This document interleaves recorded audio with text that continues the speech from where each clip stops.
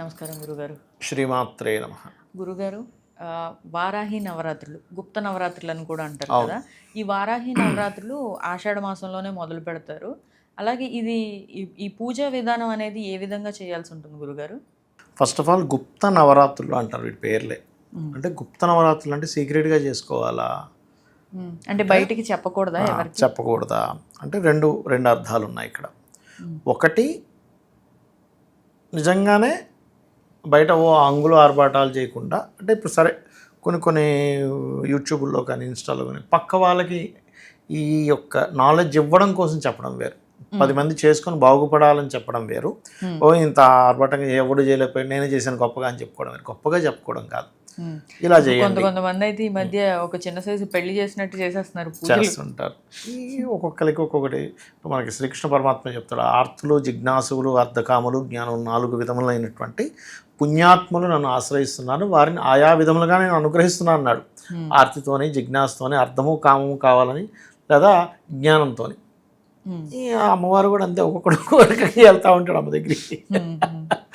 అయితే ఈ 15 జూలై నుంచి 23 జూలై వరకు ఉంటుంది ఈ నవరాత్రులు. గుప్తము అని ఎందుకంటారంటే మనకి అందులో అతీతమైన శక్తులు దాగుంటాయి. అయితే ఇక్కడ చాలామంది వారాహి నవరాత్రులు చేయకూడదు, శ్యామలా నవరాత్రులు చేయకూడదు, ఏమిటి అసలు మనం ఇవన్నీ అవన్నీ ఎందుకంటారు. ఇక్కడ నిజంగానే వాళ్ళు కొంతమంది భయపెట్టడానికి, కొంతమంది లేదు నిజంగానే మీరు అందరూ ఎందుకు చేస్తున్నారు అనడానికి కొన్ని కారణాలు ఉన్నాయి. ఏమిటది అంటే శక్తి స్వరూపాలమ్మా ఇవి. అంటే అది చేసేటప్పుడు వీళ్ళ ఇంద్రియాల మీద వీళ్ళ కంట్రోల్ ఉండాలి. ఇష్టం వచ్చిన అవతల మీద కోపపడడం ఇవి చేస్తే ఈ ఎనర్జీ వెళ్ళిపోయి వాడిని ఇబ్బంది పెట్టేస్తుంది. దానివల్ల వాళ్ళకి ఇబ్బంది, వీళ్ళకి ఇబ్బంది. ఎందుకంటే అధర్మంగా నువ్వు ఏదో ఆవేశపడ్డావు, ఎనర్జీ వెళ్ళిపోయింది, కానీ నీ అధర్మమైనటువంటి దీనివల్ల వెళ్ళిపోయిన ఎనర్జీ మళ్ళీ నీకు కూడా ఇబ్బంది ఇస్తుంది, నువ్వు దాన్ని వేరేగా వాడేవుగా. రెండవది ఏంటంటే ఇక్కడ చేసుకోకూడదు అనేది లేదు, ఎవరైనా చేయొచ్చు, తప్పేం లేదు. కాకపోతే మీ ఇంద్రియాలు కంట్రోల్లో ఉండాలి. గురువుల దగ్గర సరైన శిక్షణ పొంది తీసుకోవాలి.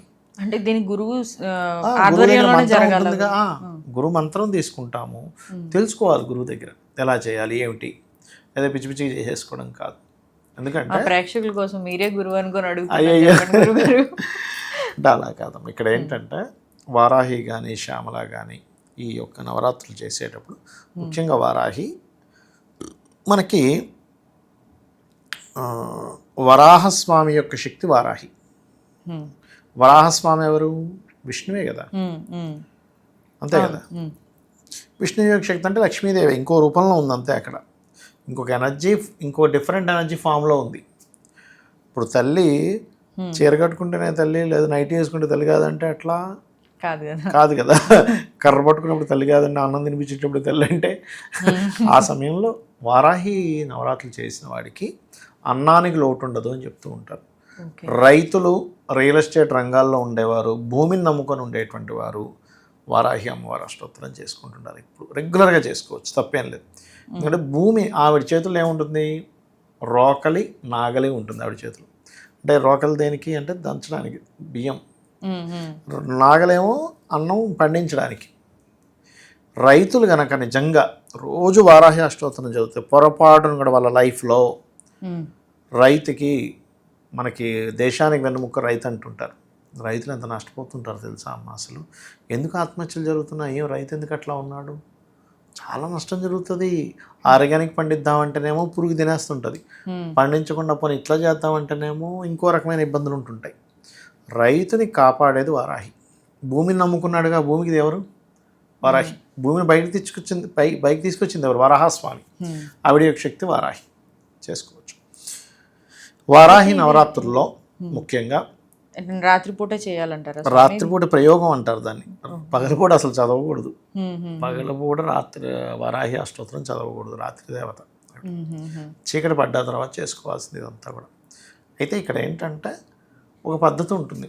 మీరు ఎలా పడితే ఇప్పుడు ఉగ్రదేవతలను ఏంటంటే మనం అక్కడ కూర్చొని ఏదో ఆలోచిస్తూ చేస్తే కుదరదు. అక్కడ మీరు మనస, వాచ, కర్మన మీ జన్మ తరించేలా పూజ చేయగలగాలి. ఇక మళ్ళీ చేయమేమో అన్నట్టుగా. ఒక తల్లి చూడన బిడ్డకి వీడికి కొట్లా ఈ 4 మూతలు తినిపించేయాలనిపించింది. ఆరాటంతో తినిపించేస్తుంటుంది. కాకంటది, కోడి అంటది, కొంగ అంటది, ఏదో చేసి తినిపించేసి అమ్మయ్యా అనుకుంటుంది. అంటే ఆ తల్లి బిడ్డకి అన్నం తినిపించేటప్పుడు ఎంత ఆనందపడుతూ ఎంత ఆతృత పడుతూ తినిపిస్తుందో అంత ఆతృత పడుతూ నువ్వు పూజ చేయగలగాలి. అమ్మవారి యొక్క అనుగ్రహం ఎలాంటిదంటే వారాహిలో చాలా ఉంటాయి. వారాహి అనే కాదు, ఇప్పుడు సరస్వతీదేవి తీసుకున్న, దశమహావిద్యలు తీసుకున్న, ఒక్కొక్క దేవతకి రకరకాల రూపాలు ఉంటాయి. మళ్ళీ కోట్ల రకాలు ఉంటాయి అందులో. ధూమ్రవారాహి, కీరాత వారాహి, రకరకాలు ఉంటాయి. వారాహి చేసేటప్పుడు ఎప్పుడైనా సరే ఒకటే గుర్తుపెట్టుకోవాలి, ఒక తల్లి రూపం అంతే. ఇంకా తల్లి మీరు కనుక బాగా మంచి కనెక్టే చేస్తే ఏ దేవతనైనా కూడా సిమ్టమ్స్ చెప్తానండి మీకు. మొదలు పెట్టగానే గజ్జల చప్పుడు వినిపిస్తుంది. మన ఇంట్లోకి వచ్చినట్ట మీకు వినిపిస్తుంది. స్టార్టింగ్ మంచి చక్కగా మీరు కనుక మంచి ఆరాటంతో చేశారు, మంచి అంతే ఎంతో భక్తి భావనతో చేశారు. గజ్జల చప్పుడు స్టార్టింగ్ వినిపిస్తుంది. గల్ గల్ గల్. స్వప్న దర్శనాలు అవుతాయి. చాలామందికి తెలియదు ఏంటంటే ఏదో దేవత చేసేస్తున్నాం అయిపోయింది కనిపిస్తుంది అని కాదు. ఏ దేవతనైనా మీరు సంపూర్ణంగా కనుక చేయగలిగితే ఒక్క 3-4 సెకండ్లు మీకు బయటకు వచ్చి కనిపిస్తుంది దేవత. అన్నీ ఇలాగే ఉంటాయి. మీకు కళ్ళు మూసుకొని ఉంటారు. ఈ హాల్ ఇది మొత్తం ఇలా కనిపిస్తూనే ఉంటుంది. దేవత వచ్చి కనబడుతుంది, వెళ్ళిపోతుంది. అదేంటంటే సిద్ధించడము అంటారు. ఒక మంత్రం సిద్ధించడము అంటారు. సిద్ధించడం వేరు, పూర్ణసిద్ధి అవ్వడం వేరు. మళ్ళీ పూర్ణసిద్ధి ఇంకా అది అల్టిమేట్. ఇంకా అదేంటి గురుగారు? పూర్ణసిద్ధి అయిపోయినప్పుడు ఏమవుతుందంటే ఒక రామకృష్ణ పరమహంస పూర్ణసిద్ధి. ఆయన కూర్చుంటే అమ్మవారు పక్కొచ్చి కూర్చొని మాట్లాడుతూ వెళ్ళేది. వినే ఉంటారు కదా, అతని సినిమాలో ఏమైనా చూసే ఉంటారు కదా. పూర్ణసిద్ధి ఇంకా అది వశం అవ్వడం వేరు. పూర్ణసిద్ధి వశం అంటే ఏదో దేవత వీడికి వశం అవ్వడం కాదు, వీడి దేవతకి వశం అయిపోయాడు అనమాట. అలా అమ్మవారికి చాలామంది ఏంటంటే ఈ నైవేద్యం ఎలా పెట్టాలి అలా అంటారు. అదేమి ఉండదమ్మా. మనం క్రియేట్ చేసుకున్న శాస్త్రాల్లో ఖచ్చితంగా ఈ నైవేద్యం పెట్టాలంటే అంటే ఏ నైవేద్యం అయినా మనకు తోచిన నైవేద్యం పెట్టొచ్చు. కాకపోతే భక్తి ఉండాలి అక్కడ అంటాను. ఇప్పుడు మీరు 100 గారెలు పెట్టేసాం, పులిహార చేసాం, అది కానీ చేసే ప్రతి క్షణం కూడా అబ్బాయి ఏంటో పెట్టాల్సి వస్తుంది, పొరపాటును కూడా ముట్టుకోదు అమ్మవారు. కానీ అదే భక్తిగా ఉన్న దానిలో ఒక బెల్లం కలిపిన అన్నం పెట్టండి, భక్తిగా పెట్టండి, తీసుకుంటుంది. మీరే ఉన్నారు ఒక గెస్ట్గా పలానా ఇంటికి వెళ్ళారు, అబ్బాయి ఏమిటో హరిత గారు వస్తారు కానీ అయ్యి బాబాయ్ అసలు ఏంటి బాబాయ్ ఇప్పుడు ఆవిడ దోశ అంటారు, ఇడ్లీ అంటారు, ఆవిడ ఏదో చికెన్ బిర్యానీ అని అడిగింది ఫ్రెండ్లీగా, ఏం తింటావు అని అడిగితే అట్లా అడిగేస్తారా అనుకుని, అది మీకు తెలిసింది అనుకోండి, అసలు ముట్టుకుంటారా? 300 పడేస్తే నేను వెళ్తే శుభ్రంగా చికెన్ బిర్యానీ తింటాను, నాకు కేఎఫ్సీ తీసుకెళ్ళి బకెట్ తీసుకొని తింటా అనుకుంటారు అని చెప్తున్న ఉదాహరణ. అలా కాకుండా మీకోసం ఎంతో ఆరాటపడి చేసిందని తెలిసింది, మీరు కూడా నెక్స్ట్ టైం వచ్చినప్పుడు అలా చేయాలని ఫీల్ అవుతారు, తీసుకుంటారు. మనం చేసే ప్రతి పనిని అమ్మవారు గమనిస్తుందనే భావనతో ఉండాలి. నిజమైన భక్తులు ఏ తప్పు చేయరు తెలుసా మీకు? ఎందుకంటే వాడికి తెలిసిపోతుంది, అరే నేను ఏం చేసినా అమ్మవారు చూస్తుందే.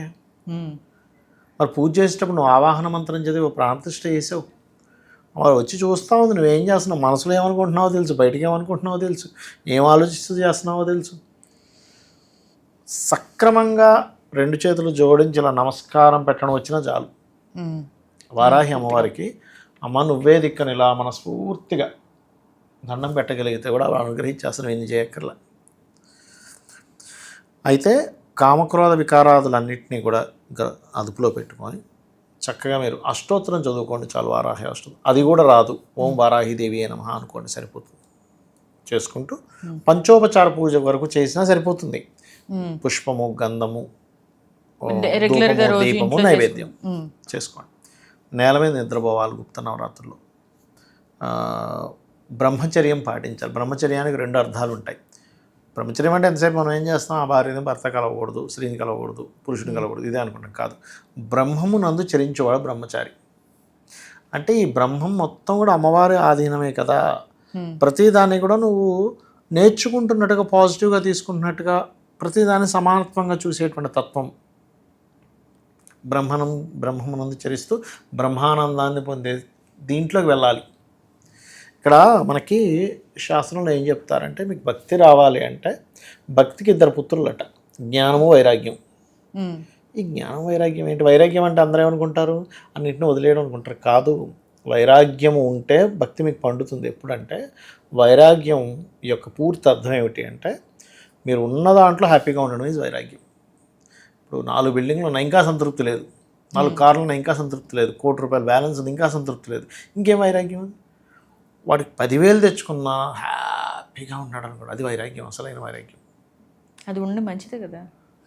అసలు వైరాగ్యం అంటే అది అందరూ అనుకుంటారు, అన్నీ వదిలేయడం వైరాగ్యం అనుకుంటారు. భార్య పిల్లలు అన్నీ వదిలేసి వెళ్ళిపోయాడంటే వైరాగ్యం చెందాం, అది వైరాగ్యం కాదంటా నేను.